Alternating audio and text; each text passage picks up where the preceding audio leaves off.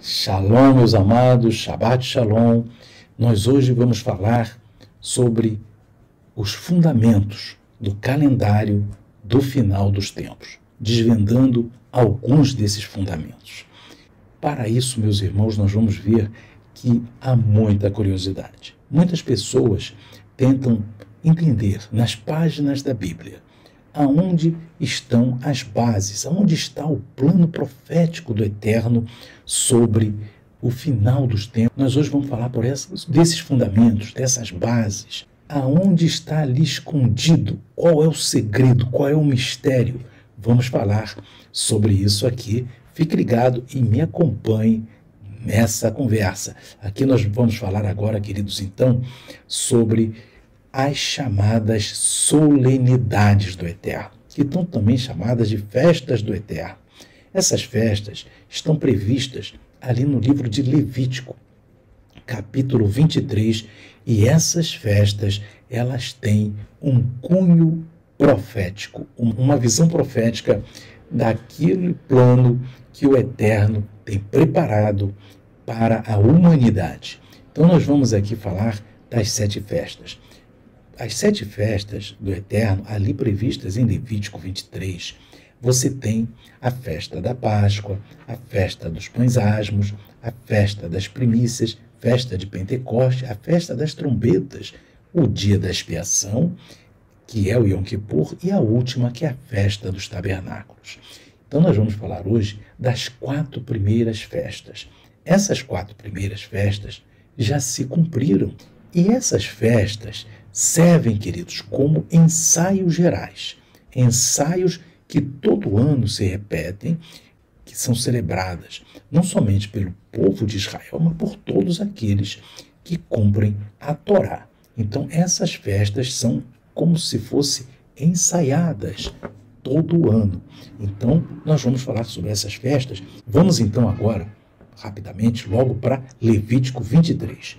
Ali, queridos, em Levítico capítulo 23, nós vamos observar, ali em Levítico 23, versículo 5, diz assim: no mês primeiro, aos 14 do mês, pela tarde, é a Páscoa do Senhor. Então, queridos, nós vamos ver aqui que a primeira festa do Eterno é a Páscoa. Essa Páscoa, ela é celebrada todos os anos no dia 14 do mês primeiro, que é o mês de Nissan. Então, nesse mês, no dia 14, é celebrada a Páscoa do Eterno. E vamos ver que evento profético se cumpriu na Páscoa do Eterno. Em 1 Coríntios, o apóstolo Paulo vai falar sobre isso. 1 Coríntios capítulo 5. E vamos ver aqui no versículo 7. Purificai-vos, pois, do fermento velho, para que sejais uma nova massa, assim como estáis sem fermento. Agora preste atenção, queridos. Porque Cristo, nossa Páscoa, foi sacrificado por nós. Sacrificado aponta para a morte de Yeshua. E ali, queridos, ele é sacrificado na Páscoa. Então, a Páscoa, que é a primeira festa de Levítico, das 7 festas, ela é cumprida com a morte de Yeshua, porque, efetivamente, quando Yeshua entregava o seu espírito ao Pai, naquela tarde da Páscoa, ele, do dia 14 de Nissan, ele ali entregava o seu espírito e o cordeiro era imolado no templo. Então nós vamos ver, querido, que há um paralelo entre esses dois momentos, com uma conexão fortíssima, porque é o cumprimento de um ensaio geral. O ensaio é a Páscoa, que é celebrada todos os anos. E Cristo morre na Páscoa, cumprindo esse ensaio geral, tornando-se o primeiro evento profético que é cumprido. Falar também da segunda festa. A segunda festa está ali também no livro de Levítico. Amém? Capítulo 23, versículo de número 6, que diz assim: e aos 15 dias deste mês é a festa dos pães ázimos do Eterno. 7 dias comereis pães ázimos. No primeiro dia tereis santa convocação. Nenhum trabalho servil fareis. o Eterno, ele estabelece ali sua segunda festa no dia seguinte à primeira, né? Uma era 14, agora é 15 do primeiro mês. E essa festa também vai ser cumprida. Nós vamos observar, queridos, que o apóstolo Paulo também ele vai falar dessa festa dos pães asmos, se referindo ao pão sem fermento, que é o pão asmo, mas um pão sem pecado, porque o fermento no Novo Testamento está muito ligado ao pecado ou à falsa doutrina, quando o próprio Yeshua falava que alguns fariseus tinham fermento no seu ensino, quer dizer, um fermento relacionado a uma doutrina errada. Mas não eram todos fariseus, eram alguns.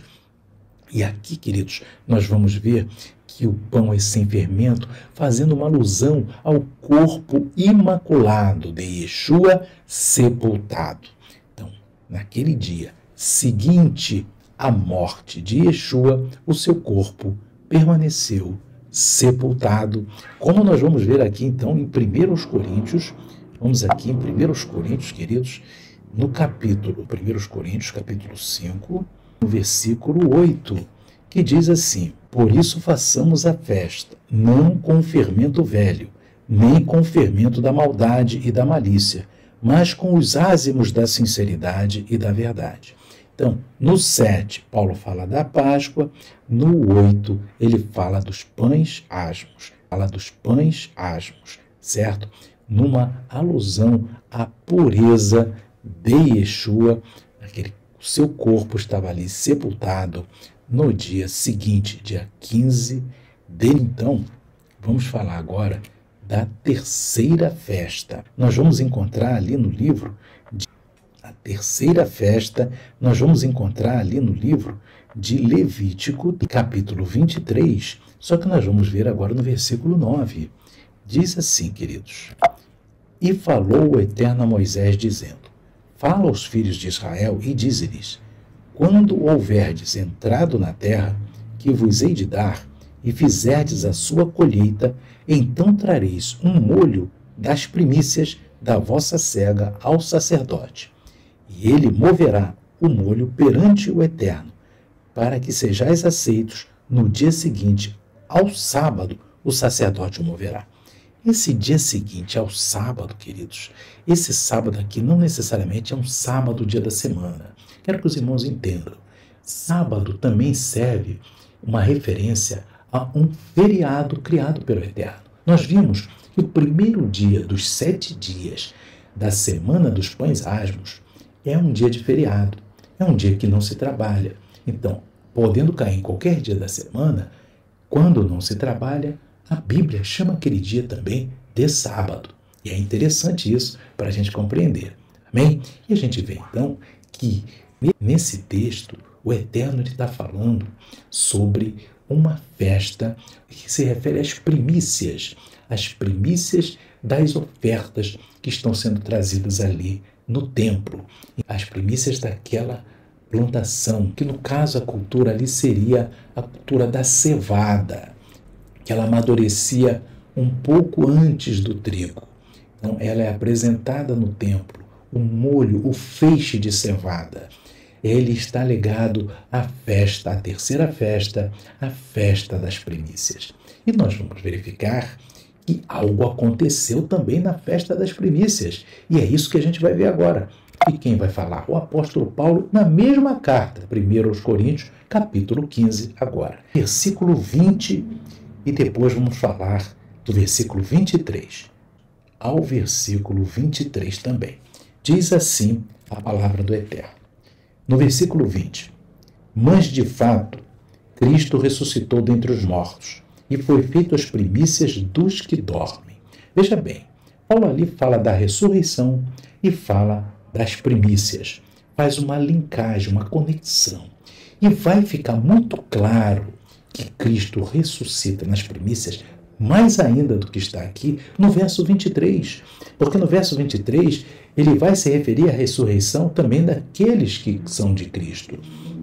Olhe bem, diz assim: mas cada um por sua ordem, Cristo as primícias, depois os que são de Cristo na sua vinda. Então, ele faz uma conexão da ressurreição de Yeshua com a festa das primícias. Então, tivemos aqui mais um cumprimento profético da terceira festa do Eterno. A terceira festa, a festa de primícias, se cumpre com a ressurreição de Yeshua, com a ressurreição do nosso Messias. Então nós vimos que em cada uma dessas festas, Páscoa, pães asmos e primícias, elas foram cumpridas nos tempos designados. Foram ensaiadas durante séculos. E ali, naquele momento em que o nosso Messias veio na sua primeira vinda, ele cumpriu primeira, segunda e terceira morte, sepultamento e ressurreição. Queridos, mas ainda tem uma quarta festa. Vamos falar dela agora? Ela está ali no livro de Levítico. Vamos lá, capítulo 23, versículo 15. Diz assim, queridos: depois para vós contareis desde o dia seguinte ao sábado, desde o dia em que trouxerdes o molho da oferta movida, 7 semanas inteiras serão. Então, depois daquele período, queridos, da morte, e sepultamento, ressurreição de Yeshua, contam-se 7 semanas. E aqui diz no verso 16, até o dia seguinte ao 7º sábado, contareis 50 dias. Então oferecereis nova oferta de alimentos ao Eterno. Essa festa é a festa de Pentecostes. E o que aconteceu em Pentecostes? Vamos ali, Atos capítulo 2. Atos 2, queridos, diz assim: e cumprindo-se o dia de Pentecostes, estavam todos concordemente no mesmo lugar.